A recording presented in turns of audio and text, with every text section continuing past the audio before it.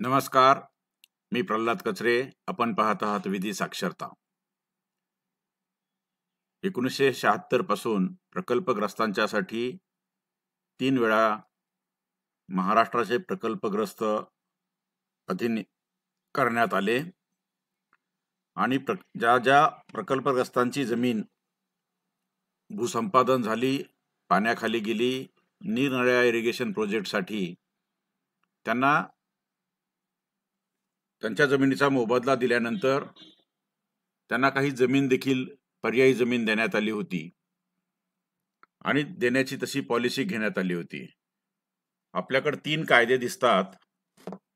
1976 साली पहिला प्रकल्पग्रस्तांच्या संदर्भातला कायदा आला. त्यानंतर 10 वर्षाने 1986 साली एक कायदा आला. पूर्वीचा कायदा रिपील झाला आणि सुधारित काही तरतुदींसह नवीन कायदा आला. त्यानंतर 1999 साली आणखी एक कायदा आला आणि आता हे तिन्ही कायदे याच्या खाली जे काही प्रलंबित असलेलं काम आहे की लोकांचे ज्यांच्या जमिनी पाण्याखाली गेल्यात त्यांच्या जमिनीचं भूसंपादन झालं, घरांचं भूसंपादन झालं, त्यांना त्याचं मूल्य किंवा त्याची नुकसान भरपाई देण्यात आली. पण अनेकदा ज्यांनी जमीन हवी आहे अशी इच्छा व्यक्त केली किंवा जसा ऑप्शन दिला त्यांचं 60% किंवा 55% किंवा 65% नुकसान भरपाईची रक्कम सरकारने राखून ठेवली आणि जेव्हा जमीन त्यांना देण्यात येईल तेव्हा त्या जमिनीचं जे काही कब्जा हक्काचं मूल्य आहे ते त्या 65% किंवा 60% जी रक्कम राखून ठेवलेली आहे त्यातनं वजा करावी असं शासनाचं धोरण होतं. राज्यात पाटबंधारे प्रकल्पांतर्गत जेव्हा जेव्हा भूसंपादन झालं ते मोठ्या प्रमाणात भूसंपादन झालं. ज्यांची घरं गेली त्यांच्या बदल्यात त्यांना घर दिलं गेलं. ज्यांच्या जमिनी गेल्या त्यांना त्यांचं नुकसान भरपाई दिली. ज्यांनी जमिनीच्या बदल्यात जमीन हवी असं सांगितलं त्यांना नुकसान भरपाई देताना त्यांच्यातली 60 किंवा 55% नुकसान भरपाई राखून ठेवली. उर्वरित नुकसान भरपाईची रक्कम त्यांना दिली आणि मग त्यांना 2 प्रकारच्या जमिनी दाखवण्यात आल्या. एक सरकारकडे उपलब्ध असणाऱ्या जमिनी आणि शासनाने अशा प्रकल्पग्रस्तांना देण्यासाठी कमांड म्हणजे ज्या ठिकाणी अशा प्रकल्पाचं पाणी जातं आणि तो भाग सुपीक होतो अशा ठिकाणच्या जमिनी ज्याला लाभक्षेत्र म्हणतात त्या लाभक्षेत्रातल्या जमिनी त्यांना दाखवण्यात आल्या. म्हणजे 2, एक भूसंपादन केलेल्या जमिनी दाखवण्यात आल्या आणि 2 शासनाच्या असणाऱ्या उपलब्ध जमिनी दाखवण्यात आल्या. या दोन्हीपैकी ज्या जमिनी प्रकल्पग्रस्तांना पसंत पडतील त्यांना त्या देण्याचं शासनाचं धोरण आहे. जसजसे प्रकल्प होत गेले जमिनी उपलब्ध झाल्या तसतशा जमिनीचं वितरण करण्यात आलं.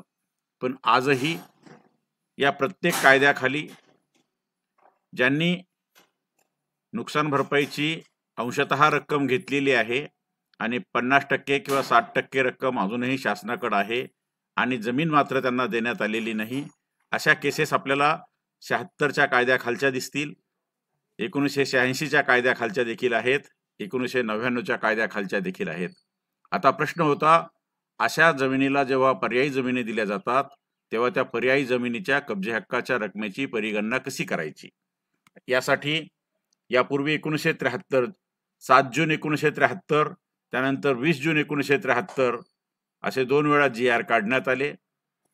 त्यानंतर 3 कायदे आहेत हे आपण पाहिलंच आहे आणि नंतर शेवटचा GR जो काढण्यात आला होता शेवटची जी काही पॉलिसी होती ती 14 ऑक्टोबर 2021 रोजी जाहीर करण्यात आली होती आणि अलीकडं त्याच्यात शुद्धीपत्रक काढलेलं आहे. हे आहे शासन शुद्धीपत्रक आपल्या समोर दिसतं आहे. हे दिनांक 9 ऑगस्ट 2024 रोजी काढलेलं आहे आणि यात म्हटलेलं आहे की यापूर्वी जो GR काढला होता जो 14 ऑक्टोबर 2021 ला काढण्यात आला होता त्यावेळेस पुनर्वसनासाठी संपादित केलेली जमीन जर प्रकल्पग्रस्तांना द्यायची असेल तर त्यासाठी भोगवट अमूल्य किंवा कब्जे हक्काची रक्कम ज्याला आपण ऑक्युपन्सी प्राइस म्हणतो म्हणजे कोणत्या किमतीला जमीन त्यांना देण्यात आलेली आहे. जरी त्यांचे 55% रक्कम शासनाकडे असली किंवा शासनाने वजा करून ठेवलेली असली तरी त्यांना कोणत्या रकमेला जमीन द्यायची? तर 2 प्रकारच्या जमिनी आहेत. एक सरकारी जमीन. जर सरकारी जमीन असेल तर ज्या दिवशी वाटप करणार ती जमीन त्या दिवशी त्या जमिनीचं शीघ्रसिद्धगणकाप्रमाणे रेडी रेकनर प्रमाणे जे मूल्य येईल ते मूल्य आणि त्यावरती 12% दराने होणारं व्याज अशी रक्कम वसूल करण्यात येईल असं आता शासनाने सांगितलेलं आहे. शिवाय जी जमीन सरकारकडे खरंच उपलब्ध नाही म्हणून खाजगी जमिनी ज्या कमांड एरियामध्ये ज्याला आपण लाभक्षेत्र म्हणतो त्या लाभक्षेत्रामध्ये ज्या खाजगी जमिनी स्लॅब लावून संपादित केल्या त्या संपादनाचं जे मूल्य आहे ते मूल्य अधिक त्याचं सीमांकन म्हणजे डिमार्केशनसाठी आलेला खर्च, जर त्याचं काही सपाटीकरण केलं असेल, सुधारणा केल्या असेल, कंट्रोबंडिंग केलं असेल, मोजणी केलं असेल, त्यासाठी शासनाला आलेला खर्च अधिक त्या रकमेवरती जमीन संपादन केलेल्याच्या तारखेपासून तर वाटपाच्या तारखेपर्यंत प्रतिवर्ष दरसाल दरसेकडा 12% दराने व्याज अशा पद्धतीने येणारी जी रक्कम असेल ती रक्कम आता प्रकल्पग्रस्ताकडून म्हणजे PFA कडून वसूल करण्यात येईल आणि नंतरच त्यांना ती जमीन दिली जाईल. आता असं वाटतं की ती जमीन ही जी काही किंमत आहे ती नक्की जास्त येईल, पण जेव्हा अशी किंमत जास्त येईल तेव्हा रेडी रेकनरची किंमत किती आहे ती पाहिली जाईल आणि रेडी रेकनरच्या किमती इतकी पैसे त्यांच्याकडनं घेतले जातील असं त्यांना दिसतंय. तेव्हा आजच्या तारखेला जर पाहिलं तर सर्व ठिकाणी जमिनीचे दर खूप वाढलेले आहेत. त्यामुळे प्रकल्पग्रस्ताला जमीन मिळताना आता त्यांनी जे 55% किंवा 60% रक्कम ठेवलेली आहे त्यापेक्षा जास्त रक्कम लागण्याची शक्यता आहे.